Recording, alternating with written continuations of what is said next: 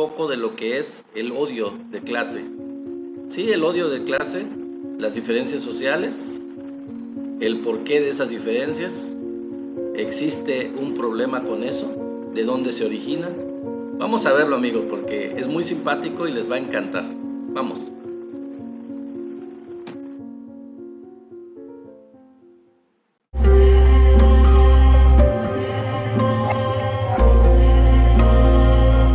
Tenemos que hablar obviamente de qué son los chairos, quiénes son los fifís.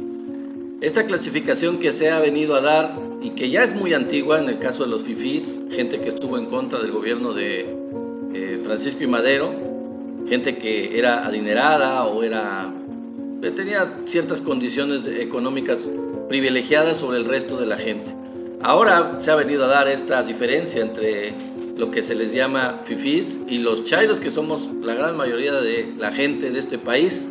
Y pues bueno, es simpático, pero independientemente de estas diferencias en cuanto a los chairos y los fifís, la mayor parte de la gente que no son privilegiadas o que no tienen una condición económica muy buena, y algún grupo más selecto de gente con una posición muy solvente, muy solvente, muy, digamos, ricos o prácticamente ricos.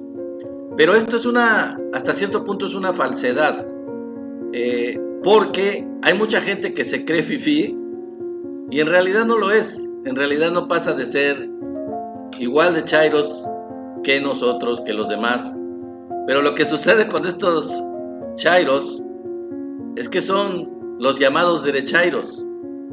Y son derechairos porque son igual a cualquiera de nosotros, pero ellos no lo sienten así. Ellos no se sienten como parte del todo, como los demás, se sienten distintos. Esta es la diferencia. Esto surge por un odio de clase, una insatisfacción, un aspiracionismo, el hecho de querer ser algo que no se es. Estas gentes pretenden ser fifís, pretenden ser ricos, pero en realidad su posición económica y su modo de vida no es ese. Pero sí pretenden pisar, abusar, ningunear, criticar y hacer menos a los que ellos mismos llaman chairos, cuando pues no nos dejemos engañar, ellos también son igual de chairos, pero pretenden no serlo.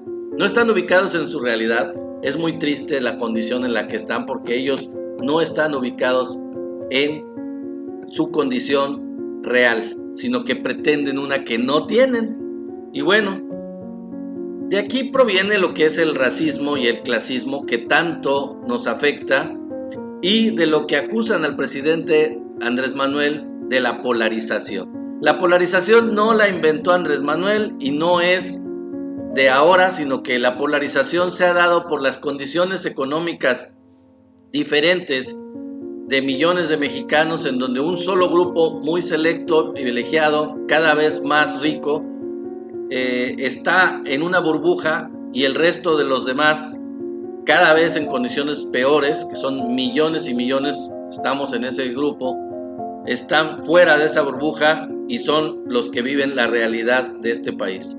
Esa es la condición, esa es la situación que existe en cuanto a los fifís y a los chairos. Pero bueno, de aquí viene la situación que tenemos que describir en este video, y que se trata de estos derechairos. ¿Cuál es su problema? Y es un problema de un trauma. Están acomplejados, no están ubicados, y su complejo le vamos a dar el nombre siguiente. Sí, es el síndrome de Doña Florinda. Ustedes se acuerdan del Chavo del Ocho, seguramente. Bueno, si ustedes vieron el Chavo del Ocho, se acordarán que Doña Florinda era una persona igual que los demás de la vecindad del Chavo. Vivía en el mismo barrio, como dice aquí la imagen, pero se cree de clase alta, y que todos la envidian cuando ella está en la misma vecindad, en las mismas condiciones, igual de mal que el resto de los chairos. Pues esto es lo que se puede dar en llamar el síndrome de Doña Florinda, y es muy generalizado en México. Hay mucha gente en México que no se siente representada, no se siente parte de el pueblo y se siente como diferente del pueblo, se siente como perteneciente a una clase elevada, privilegiada, rica, y no lo son, ridículamente no lo son, y son tan igual o más ridículos que doña Florinda. Yo no sé si en realidad Roberto Gómez Bolaños lo pensó muy bien o le salió automático el personaje y lo que representa, pero la verdad es que es una muy buena crítica de lo que es México y de los traumas que existen en un sector importante de la sociedad mexicana, aspiracionista, que pretenden ser una cosa diferente a lo que son. Y eso es el síndrome de doña Florinda. Por eso, esa es la razón por la que están completamente furiosos, están enojados, aunque digan que son felices, se la pasan despotricando contra los demás porque tienen esa insatisfacción. Es un trauma, es una cuestión psicológica, es una locura, están mal. Deberían de tener tratamiento psiquiátrico o psicológico al menos, porque tienen ese problema de identidad, no se aceptan como son, no se aceptan con lo que tienen, y ese es su gran conflicto existencial. Ahora, vamos al meollo de todo esto. ¿Qué se necesita en un país para disminuir esta brecha que existe entre unos y otros, para que el país sea más incluyente y tenga menos diferencias que estén polarizando al país, valga la redundancia?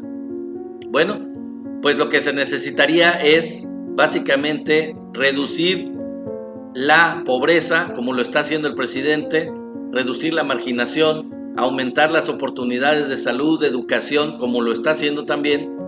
Y una cosa muy importante es evitar esa burbuja, que se forme esa burbuja de los ricos, de los privilegiados, en donde están en sus escuelas privadas y no tienen contacto con el resto de la población, con el resto de los mexicanos. Eso es lo que había venido pasando, ha estado pasando y sigue pasando.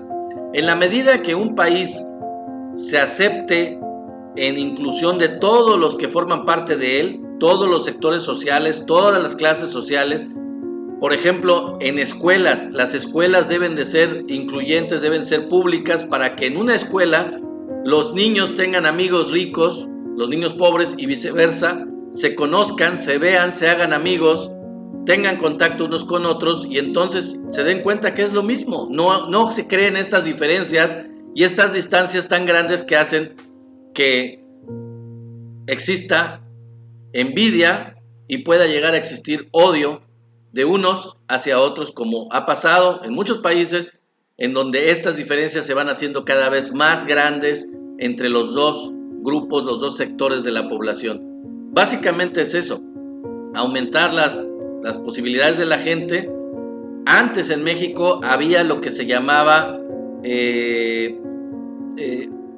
escalera social, no recuerdo ahorita el nombre, pero había lo que se llamaba incremento de la situación social. En los años 70, 60, una persona que tenía una familia y que era un albañil o no tenía educación o tenía poca educación, podía mandar a sus hijos a la escuela, a la universidad, y los hijos se titulaban, se hacían ingenieros, se hacían licenciados, se hacían médicos, y había un escalafón social en donde una persona que había nacido en una condición económica muy baja aspiraba, iba subiendo en su escalada social conforme iban pasando las generaciones.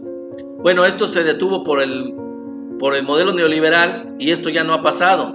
Ya no hay ese escalafón social, ya no hay esa progresión que existe, que debería de existir y que antes había, para que vayan subiendo en la escala económica y social las personas de acuerdo a su posición económica y a sus cada vez más solventes, ¿no?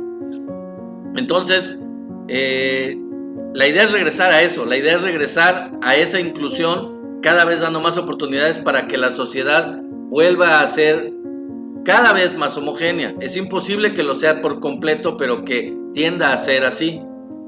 Y repito, el hecho de la inclusión social y el evitar la separación, como si fueran guetos entre los privilegiados fifís y el resto de la gente, sean chairos o sean derechairos, que no se sienten parte de la bola, eso hace que todo pueda estar mejor y pueda ser cada vez más incluyente y más pacífica la sociedad entre todos, ¿no? Y espero que con eso también los derechairos ya no estén tan furiosos y se ubiquen en una posición en la que estén cómodos sin querer ser algo que no son.